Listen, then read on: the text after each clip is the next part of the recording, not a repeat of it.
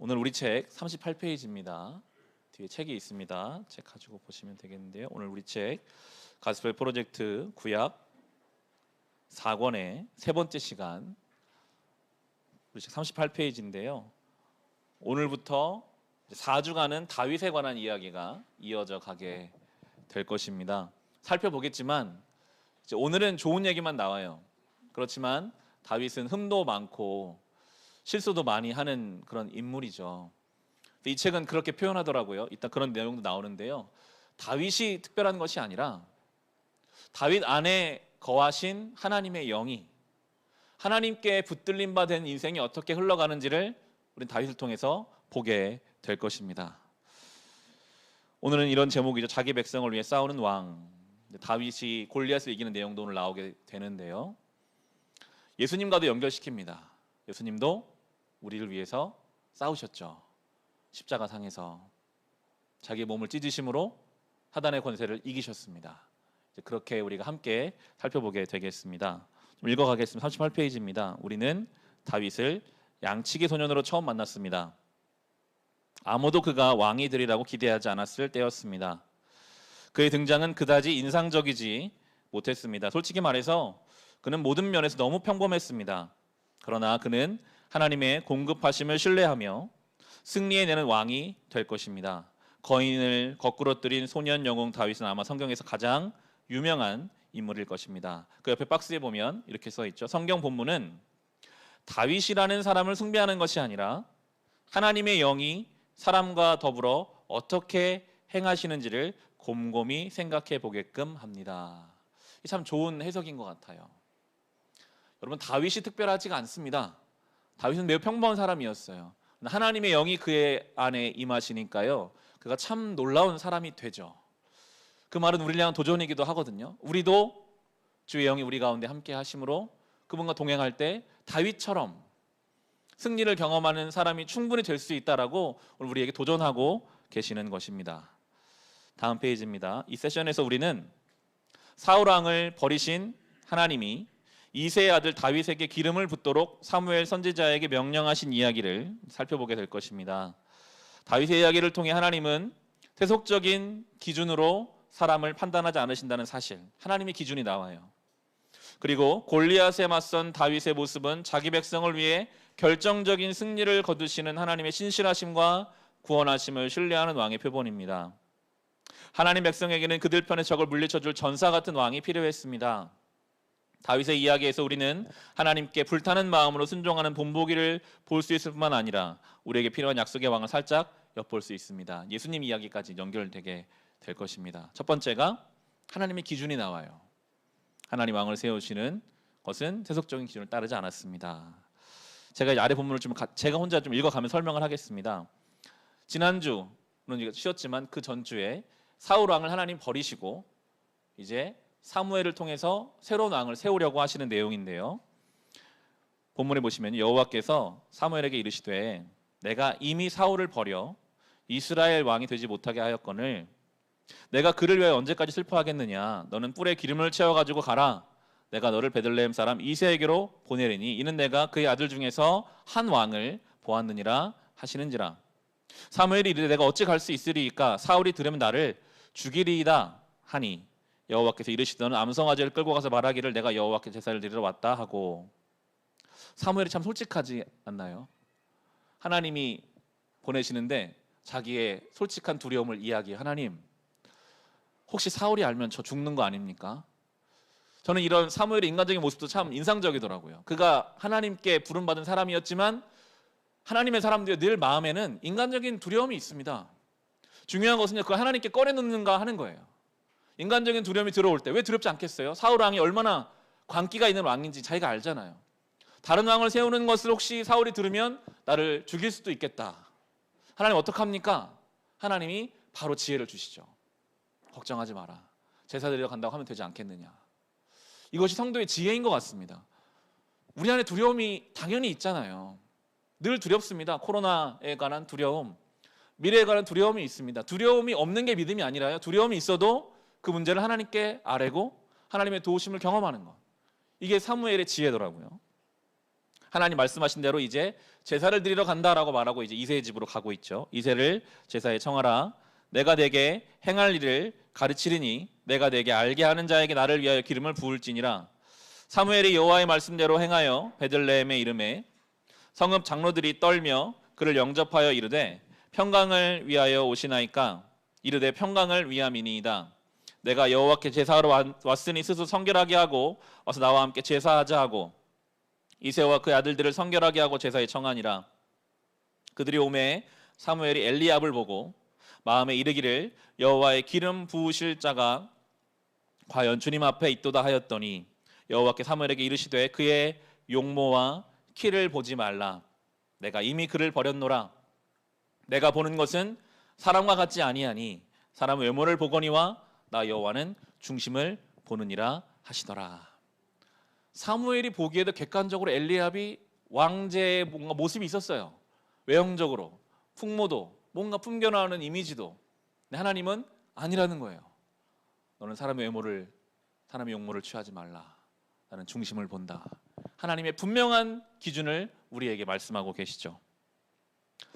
그러면 이제 이새 아버지는 당황하는 거죠. 다른 아들 다 이제 불러갑니다. 이새가 아비나답을 불러 사무엘 앞을 지나가게 하며 사무엘이 이르되 이도 여호와께 택하지 아니하셨느니라 하니 이새가 산마로 지나가게 하며 사무엘이 이르되 이도 여호와께 택하지 아니하셨느니라 하니라.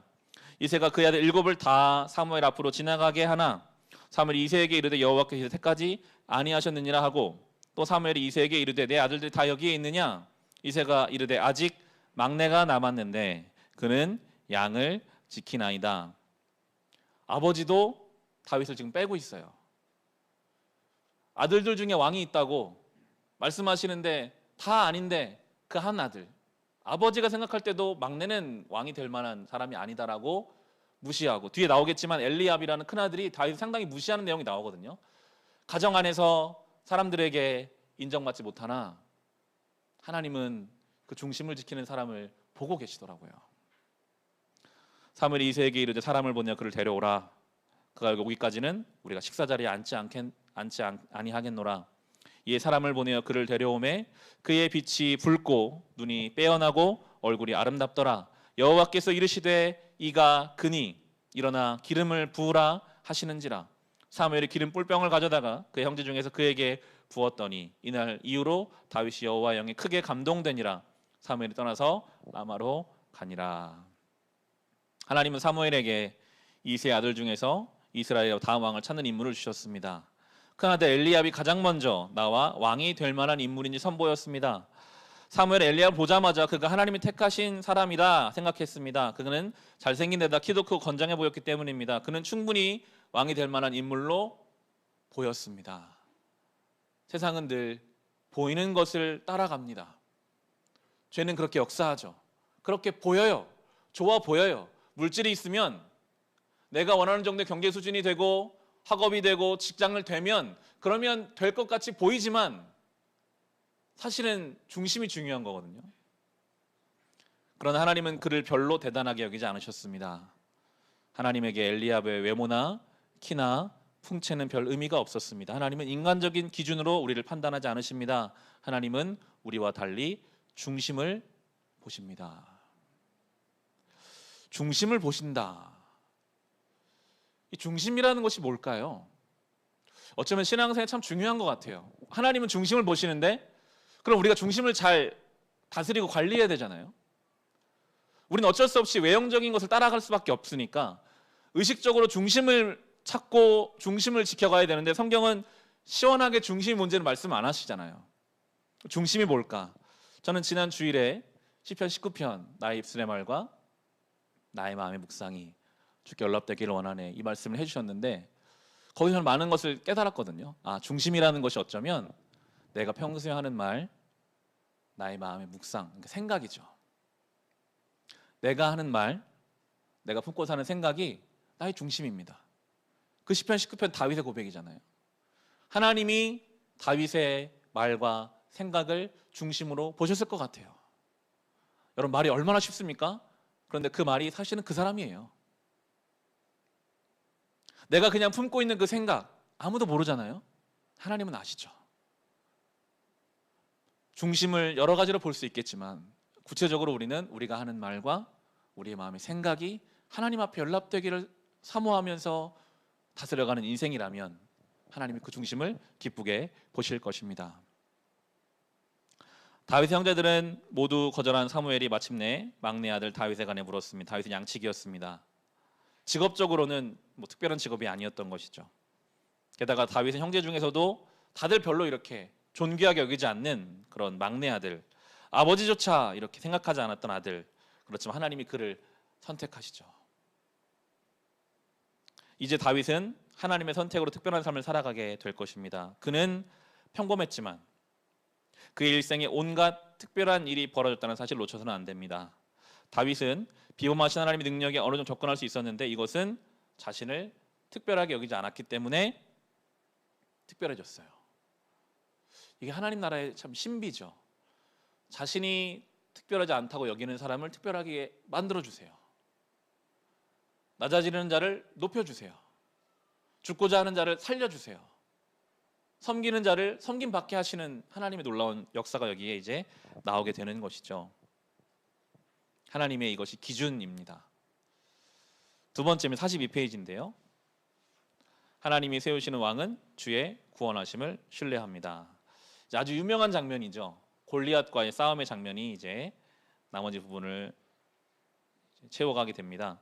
여기 오늘 같이 한번 좀 읽어보겠습니다. 42페이지에 우리 본문 같이 읽겠습니다.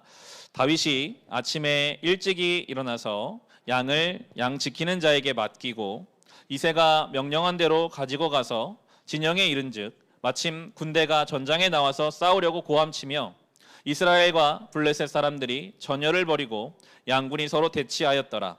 다윗이 자기 짐을 짐지키는 자의 손에 맡기고 군대로 달려가서 형들에게 문안하고 그들과 함께 말할 때에 마침 블레셋 사람의 싸움 도두는 가드 사람 골리앗이라 하는 자가 그 전연에서 나와서 전과 같은 말을 하매 다윗이 들으니라. 이스라엘 모든 사람이 그 사람을 보고 심히 두려워하여 그 앞에서 도망하며 이스라엘 사람들이 이르되 너희가 이 올라온 사람을 보았느냐? 참으로 이스라엘을 모욕하러 왔도다. 그를 죽이는 사람은 왕이 많은 제물로 부하게 하고 그의 딸을 그에게 주고 그 아버지의 집을 이스라엘 중에서 세금을 면제하게 하시리라.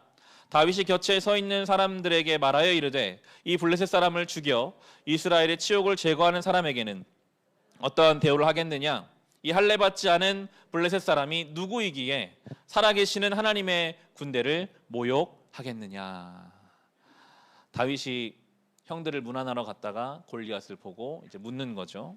두 가지 질문을 던졌습니다. 어떤 보상이 있느냐?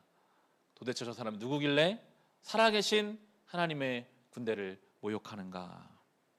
이 책은 그렇게 설명하죠. 43페이지입니다. 두 번째 질문이 더 중요한데 다윗의 진짜 동기는 어떤 보상에 있지 않았습니다. 의로운 분노가 일어났죠. 도대체 저 거인이 누구길래 하나님과 그의 군대를 모욕하는가? 근데 불행하게도 우리는 이 이야기에서 비극적인 역사를 발견하게 됩니다. 큰 형인 엘리압이 본문에 나오진 않지만 다윗을 막 혼내거든요. 네가 그냥 양이나 칠 것이지 왜 여기 와가지고 그런 이야기를 함부로 하느냐, 무시하는 말을 막 뱉어요. 그리스도인을 낙담시키는 가장 큰 반대는 하나님의 편에 서야 할 사람들에게서 나온다는 것입니다. 골리앗은 정말로 무시무시한 상대였습니다. 그런데 그곳에는 담대한 믿음으로 맞서려는 사람을 어떻게 해서든지 막으려는 이들이 있었습니다. 사탄은 그렇게도 역사하거든요. 사실 눈에 보이는 강력한 적은 오히려 교회를 하나 되게 합니다. 더 깨어있게 하죠. 내부에서 막 역사해요. 가족의 입술로 우리를 시험 들게 해요. 내가 좀 믿음으로 살아보려고 하는데, 내가 좀 하나님 앞에 신실하게 살아보려고 하는데 뭔가 이 엘리압처럼 당신이 뭐 여태껏 그렇게 안 살았는데, 내가 당신을 다 아는데, 이런 말 한마디가요 그냥 시도조차 하지 못하고 마음을 무너지게 하거든요. 지금 엘리압을 통해 사단은 그렇게 다윗을 흔들려고 했었던 것입니다. 네가 뭘 한다고 그냥 양이나 칠 것이지 왜 왔냐? 다윗의 형 엘리압이 그랬었죠. 때로는 비겁한 하나님의 사람들이 하나님의 가장 큰 장애물이 되기도 합니다. 하지만 다윗은 개의치 않았어요. 그 길을 이제 계속 갔습니다. 혹 여러분의 주변의 사람들의 말이 여러분의 마음 무너지게 하거나 시도조차 하지 못하게 그냥 포기하게 하려고 할 때 왜 그런 감정이 안 들겠어요? 싫죠. 그렇지만 감정을 의식적으로 멈추고 하나님 원래 주신 그 마음을 따라가는 것, 그게 영광스러운 승리로 이어지게 되는 것입니다. 다윗은 꺾이지 않고 이제 계속 내가 저 골리앗과 싸우겠다. 이게 사울 왕에게까지 이제 전달되게 되고 사울 왕도 똑같은 반응을 이제 보이게 되는데 이때 다윗이 하는 대답이 참 놀라운 대답입니다. 아래에 있는 본문 43페이지 아래쪽에 있는 본문 같이 한번 읽어보겠습니다. 사울이 다윗에게 이르되 내가 가서 저 블레셋 사람과 싸울 수 없으리니 너는 소년이요 그는 어려서부터 용사임이니라. 다윗이 사울에게 말하되 주의 종이 아버지의 양을 지킬 때에 사자나 곰이 와서 양떼에서 새끼를 물어가면 내가 따라가서 그것을 치고 그 입에서 새끼를 건져내었고 그것이 일어나 나를 해하고자 하면 내가 그 수염을 잡고 그것을 쳐 죽였나이다. 주의 종이 사자와 곰도 쳤은즉 살아계시는 하나님의 군대를 모욕하니 할례 받지 않은 블레셋 사람이리이까 그가 그 짐승이 하나와 같이 되리이다. 또 다윗이 이르되 여호와께서 나를 사자의 발톱과 곰의 발톱에서 건져내셨은즉 나를 이 블레셋 사람의 손에서도 건져내시리이다. 사울이 다윗에게 이르되 가라 여호와께서 너와 함께 계시기를 원하노라. 아멘. 다윗은 주눅 들지 않았습니다. 자기 큰형이 반겨주지도 않고 자기를 억누르려고 했고 결정권자죠. 사울 왕이 이제 결정을 해줘야 나가 싸울 수 있는데 사울 왕도 말리는 거예요. 너는 싸울 수 없어. 어차피 질 거야.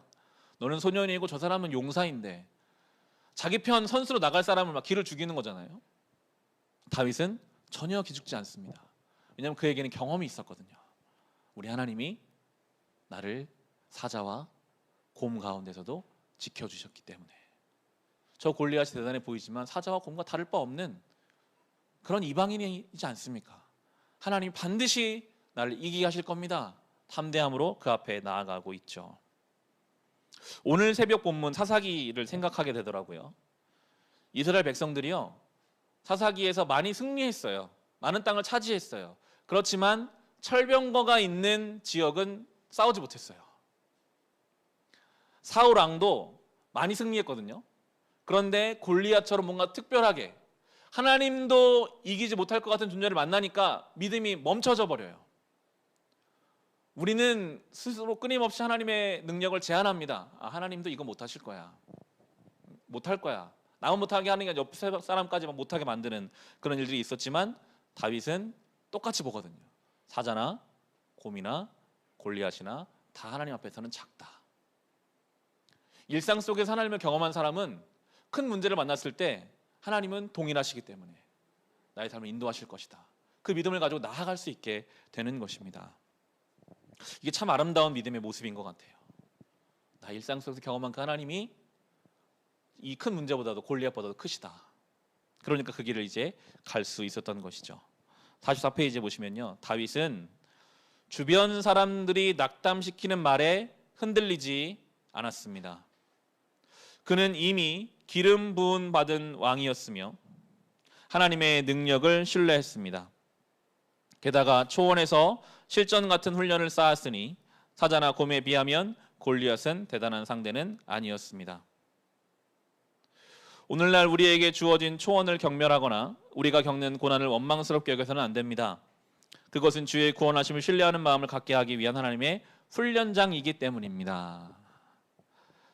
다윗이 맡은 그 양을 치는 일을 나중에 본문을 보시면 엘리압은 좀 무시하는 경향이 있거든요. 형들은 하지 않는 일을 홀로 집을 떠나서 양을 치면서 다윗의 마음에 왜 원망이 없었겠어요? 왜 아버지는 나에게 이런 일을 맡기셨을까? 나 혼자 왜 노숙하면서 이렇게 양을 쳐야 되는가? 다윗은 그런데 그 일상 속에서 하나님을 경험했습니다. 그 경험이 그로 하여금 싸울 힘을 갖게 하더라고요. 우리의 일상이 때로는 원망스럽고 아무도 알아주지 않는 것 같고 이게 무슨 의미가 있는가 할 수 있겠으나 거기에서 하나님을 경험한 사람은 준비되어 훈련되어서 결국 하나님의 승리를 이끄는 사람으로 하나님이 사용하시는 것을 우리가 생각해야 할 것입니다. 이제 골리앗 앞에 서는 싸움이 45페이지 마지막인데요. 유명한 말이 나오죠. 골리앗은 칼을 가지고 나에게 오겠지만 나는 하나님의 이름으로 싸우겠다. 같이 한 본문 읽어보겠습니다. 다윗이 블레셋 사람에게 이르되 너는 칼과 창과 단창으로 내게 나아오거니와 나는 만군의 여호와의 이름 곧 내가 모욕하는 이스라엘 군대의 하나님의 이름으로 내게 나아가노라. 오늘 여호와께서 너를 내 손에 넘기시리니 내가 너를 쳐서 내 목을 베고 블레셋 군대의 시체를 오늘 공중의 새와 땅의 들짐승에게 주어 온 땅으로 이스라엘의 하나님이 계신 줄 알게 하겠고 또 여호와의 구원하심이 칼과 창에 있지 아니함을 이 무리에게 알게 하리라. 전쟁은 여호와께 속한 것인즉 그가 너희를 우리 손에 넘기시리라. 블레셋 사람이 일어나 다윗에게로 마주 가까이 올 때에 다윗이 블레셋 사람을 향하여 빨리 달리며 손을 주머니에 넣어 돌을 가지고 물매로 던져 블레셋 사람의 이마를 치매 돌이 그의 이마에 박히니 땅에 엎드려지니라. 다윗이 이같이 물매와 돌로 블레셋 사람을 이기고 그를 쳐 죽였으나 자기 손에는 칼이 없었더라. 다윗이 달려가서 블레셋 사람을 밟고 그의 칼을 그 칼집에서 빼내어 그 칼로 그를 죽이고 그의 머리를 베니 블레셋 사람들이 자기 용사의 죽음을 보고 도망하는지라. 아멘. 다윗은 어떻게 싸우는지를 알았습니다. 골리앗은 눈에 보이는 칼과 창과 단창으로 싸우지만 나는 하나님의 이름으로 싸운다. 그렇게 싸우는 것이 무조건 하나님 원하시는 승리의 방식임을 다윗은 알고 있었기 때문에 참 인상적이잖아요. 블레셋 그 거인을 향해서 막 빨리 달려가요. 도망가고 싶을 것 같고 피하고 싶을 것 같은데 그 하나님의 이름의 충만함 때문에 담대함을 가지고 막 달려갑니다. 성도에게 이런 거룩한 야성이 있어야 되지 않을까요? 문제를 향해 달려갈 수 있는. 왜냐하면 주님이 더 크시니까요. 나를 통해 주님이 승리하실 거니까요. 참 어렵지만 우리의 큰 도전이 되는 유명한 장면이죠. 다윗과 골리앗의 이야기는 참 흥미진진합니다. 근데 이 책은 중요한 해석을 하고 있어요. 보통 이 다윗과 골리앗 이야기는 세상에서도 약자가 강자를 이기는 비유로 지금까지 사용되고 있죠. 그렇지만 다른 핵심과 어떤 해석할 여지들이 있는데요. 오늘날 이 이야기는 약자의 비유로 자주 사용됩니다. 자기 자신을 믿기만 하면 어떤 상황도 이겨낼 수 있다는 메시지로 받아들입니다. 그러나 안타깝게도 이것은 핵심에서 벗어난 것입니다. 하나님은 우리가 이 이야기를 읽고 마음만 먹으면 무엇이든 이룰 수 있다는 확신을 가지고 건방지게 나서기를 바라지 않으십니다. 물론 우리는 다윗이 매우 불리한 상황을 어떻게 이겨냈는지 그 용기를 보고 통찰력 얻을 수도 있습니다. 하지만 그것이 핵심이 아닙니다. 이야기 속에 나오는 이스라엘 백성과 자신을 동일시해 보십시오. 다윗이 이기기를 바라는 이스라엘 백성의 마음을 이해할 수 있을 것입니다. 그랬겠죠. 아무도 시도조차 못했어요. 너무 크니까요. 골리앗이라는 존재가. 그냥 할 수 있는 거는 떠는 것밖에 없었어요. 겁먹는 것밖에 없었어요. 그런데 누군가 나와서 싸우니까 마음으로 이제 응원하는 거죠. 아, 이겼으면 좋겠다. 이길 수 있을지는 모르겠지만 이겼으면 좋겠다. 그런 마음이 그에게 있었던 것이죠. 다윗은 자신 있게 전선에 뛰어들었지만 스스로 대단한 자격이 있다고 생각해 나간 것은 아닙니다. 다윗은 이 전쟁을 이스라엘의 하나님과 세상 신들의 전쟁으로 보았다는 것입니다. 그가 이스라엘을 대표해 승리했을 때 온 이스라엘이 그와 함께 기쁨을 나눴습니다. 실제로 그들이 한 것은 아무것도 없었는데도 말입니다. 단순히 두 사람의 싸움이 아니라 하나님과 세상의 싸움, 하나님과 이방신의 싸움이었던 것이죠. 이게 예수님의 싸움으로 연결시키고 있거든요. 아래 보시면 우리는 우리를 대표해 악에 맞서 승리할 존재가 필요하다는 점에서 이스라엘 백성과 비슷한 처지에 있습니다. 인본주의의 가장 크고 근본적인 문제는 죄로 인해 인간이 하나님과 단절된다는 점에 있습니다. 이것은 모든 문제 뒤에 숨은 문제이기도 합니다. 이스라엘 백성과 마찬가지로 우리도 그것에 관해 딱히 할 수 있는 일이 없습니다. 사실 뭔가 하고 싶어도 우리는 할 수 있는 게 없어요. 골리앗처럼 큰 세상 앞에 서면 여러분 이 코로나의 큰 골리앗 앞에서 우리가 뭘 할 수 있습니까? 아무것도 할 수 없잖아요. 그냥 두려워 떨 뿐이죠. 코로나는 하나의 일면일 뿐입니다. 결국은 죽음, 죄로 인해 비롯된 그 죽음 앞에서 우리가 할 수 있는 것이 무엇이 있습니까? 아무리 돈이 많아도 결국 죽잖아요. 아무리 대단한 것 같아도 죽음 앞에서는 우리가 죄의 결과인 죽음 앞에서 할 수 있는 게 없습니다. 예수님이 다윗처럼 기적적으로 죽음을 이기셨죠. 그래서 우리의 승리가 되어주셨습니다. 그게 복음 메시지인 것입니다. 우리는 이스라엘 백성처럼 죄, 죽음, 사탄 같은 위협들을 무시한 채 자기 장막 안에 숨어 있습니다. 이스라엘 백성처럼 우리도 우리 편에서 악에 맞서 싸워줄 대표자 예수님이 필요합니다. 이 이야기는 하나님 또 다른 전쟁에서 결정적인 승리를 거두실 만왕의 왕 예수 그리스도를 예비하시는 모습을 보여주는 것입니다.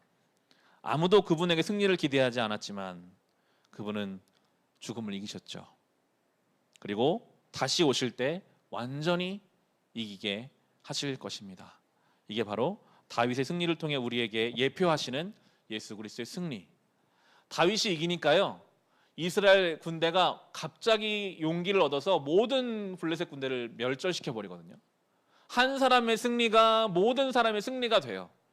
예수 그리스도의 승리가 모든 성도의 승리가 되거든요. 이게 바로 복음의 결론이 되는 것입니다. 결론입니다. 다윗의 삶을 통해 우리는 하나님이 선택하시는 왕은 하나님을 경외하며 그분의 백성을 위해 싸운다는 사실을 배웁니다. 한 발 뒤로 물러나 성경의 큰 그림을 보면 훗날 하나님의 궁극의 왕을 어떻게 보내실지, 예수님 어떻게 보내실지 알 수 있습니다. 우리는 눈으로 그분을 알아채지 못했지만 하나님은 우리 구원을 위해 그분을 이 땅에 보내셨습니다. 그분은 우리를 위해 결정적인 승리를 거두신 왕이십니다.